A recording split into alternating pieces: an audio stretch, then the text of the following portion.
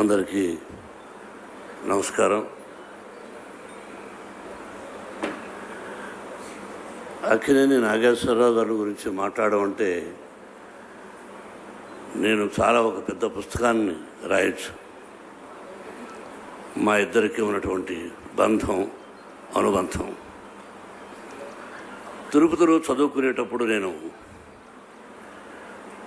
నాగేశ్వరరావు గారిది 100 రోజులు ఫంక్షన్ జరుగుతుందంటే అక్కడికి వెళ్ళి నాగేశ్వరరావు గారిని చూద్దామని చొక్కా చించుకొని రూమ్కి వెళ్ళేవాడిని. మళ్ళీ ఆ చొక్కా కుట్టడానికి కూడా డబ్బులు లేవు.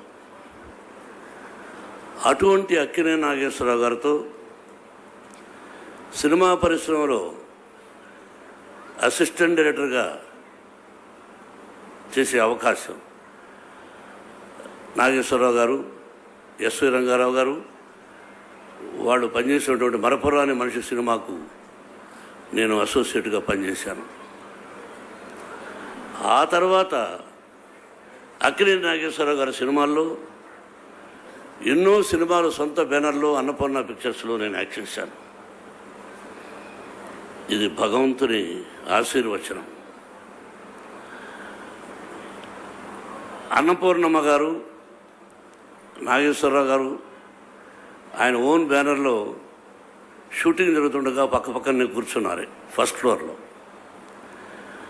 నేను వచ్చి ఆవిడ చాలా సరదాగా నన్ను ఒక బిడ్డలాగా, పలానా పిక్చర్లో చాలా అద్భుతంగా మాట్లాడావు, సినిమా బాగా యాక్ట్ చేశావు అని ఆశీర్వదిస్తే ఆయన అన్నపూర్ణమ్మ గారిని కొంచెం కసురుకున్నారు. ఏంటి వాడంత గొప్ప నటుడని నువ్వు ఫీల్ అయిపోతున్నావా?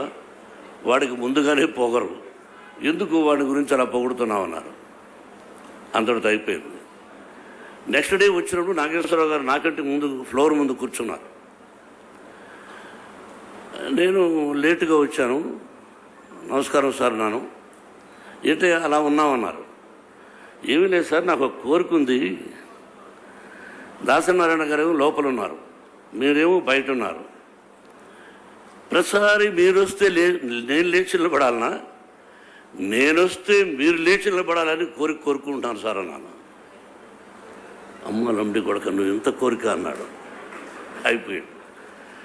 నెక్స్ట్ డే షూటింగ్, ఆయన ఓన్ బ్యానర్. మళ్ళీ బయట ఉన్నారు, దాసనారాయణ గారు బయట కూర్చున్నారు, ఇది ఫస్ట్ ఫ్లోర్లో.